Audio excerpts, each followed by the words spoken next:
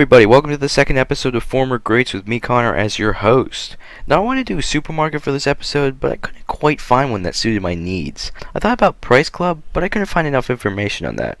I also looked at some of A&P's supermarkets, but it seems like they're still going through their Chapter 11 bankruptcy, so I decided to save them for a later episode. And I finally came across Alpha Beta, the supermarket that at first was only a marketing concept. Alpha Beta was a supermarket chain from 1915 to 1995. As all the research says, Alpha Beta was the name of a marketing concept used by the two founders, Albert and Hugh Gerard. Alpha Beta referred to the first few letters in the Greek alphabet, and the concept involved organizing the items in the store in alphabetical order. This concept was first applied to their flagship store, Triangle Groceria, in 1915, and then their first Alpha Beta store in 1917. The first store was opened in Pomona, California, and throughout the year 7 more stores were opened.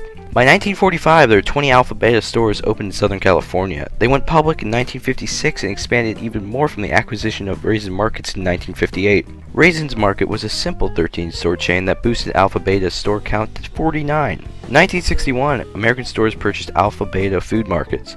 American Stores owned Acme Markets on the East Coast and decided to rename the Alpha Beta division to Alpha Beta Acme Markets. Alpha Beta also opened up a restaurant around this time called Alfie's Coffee Shops. There were a handful of these restaurants and they existed only in Southern California. They eventually closed in the late 1970s or early 1980s. Most of these locations were converted into Denny's. Alpha Beta brings lower prices home for the holidays.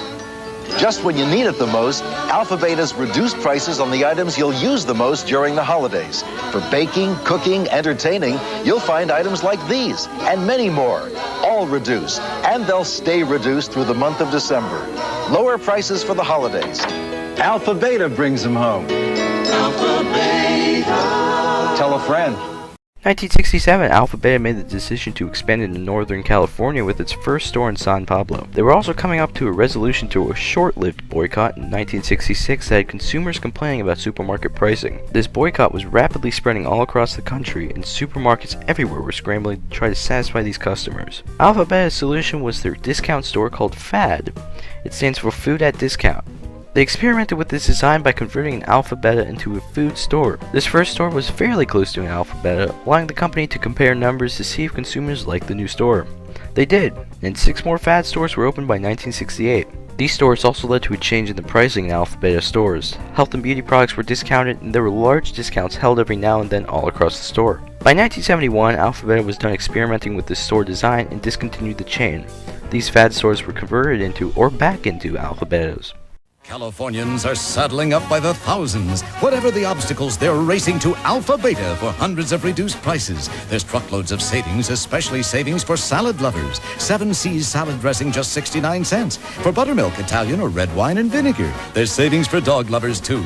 Cycle Dry dog food is just $3.99 for 10 pounds of Cycle 1, 2, or 4. So pile the savings high, because there's hundreds of reduced prices every week at Alpha Beta. Tell a friend. Skaggs Drug Centers bought out American Stores in 1979 and assumed the American Stores name. Alpha Beta stores that accompanied the drugstore were renamed Skaggs Alpha Beta. In 1984, American Stores bought the Jules Companies Inc. This company owned Osco Drug.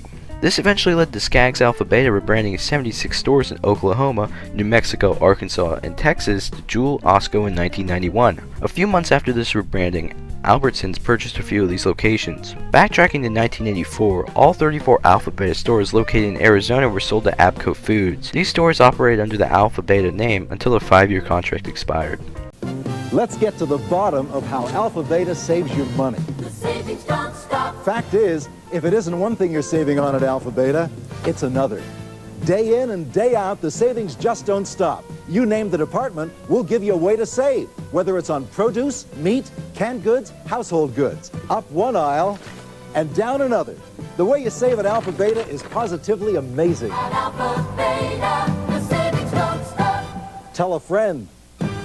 By 1988, Alpha Beta was not doing so well. With a reputation for poor service and high prices, American Stores was frantically looking for a solution to these new issues. They came up with the decision to try and merge with Lucky Stores. Lucky Stores was California's leading grocery retailer at the time, and at first Lucky didn't see the point in merging. The first 2 offers were unsuccessful. After a lot of discussion, American Stores upped their bid to $2.5 billion, and Lucky accepted. Come on, that's unbelievable. $2.5 $1.5 billion in 1988? I mean, come on, how could you not accept? This deal would put American stores up on the list with the largest supermarket chain by acquiring many Lucky stores, along with some other minor divisions in other states that Lucky had acquired over time. This deal brought the attention of California Attorney General John Van de Kamp, and he asked the Federal Trade Commission to void the sale. His reasoning was that this merger would cost consumers in California about $400 million because of the reduced competition. The Trade Commission ended up refusing the claim, but forced the divestiture of 37 Alphabeta stores. This caused Van de Kamp to launch a lawsuit against American stores under the Clayton Antitrust Act.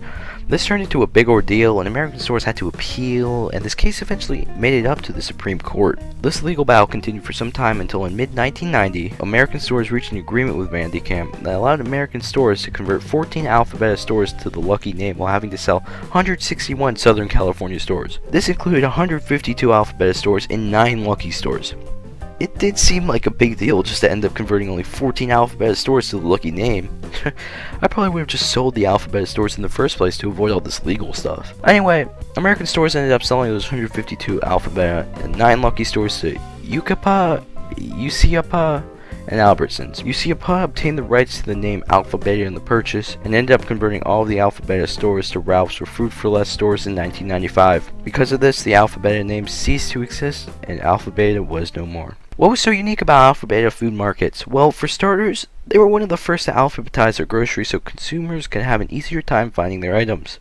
Their logo was a picture of Alfie, a cowboy that had a smile that gave you that homey feeling when shopping there. They also did something pretty cool on the outside of their markets. They put the name of the town they were located in on the exterior of their stores, something I have yet to see another supermarket chain pick up on. It's one of those little things that just told you, hey, this is your local Alphabeta. Enjoy yourself here. While Alphabeta may just be another supermarket for some, it was a place for you to go and find good deals and relax while shopping. It was unique to the consumers in that area, and it seemed to be quite the friendly place.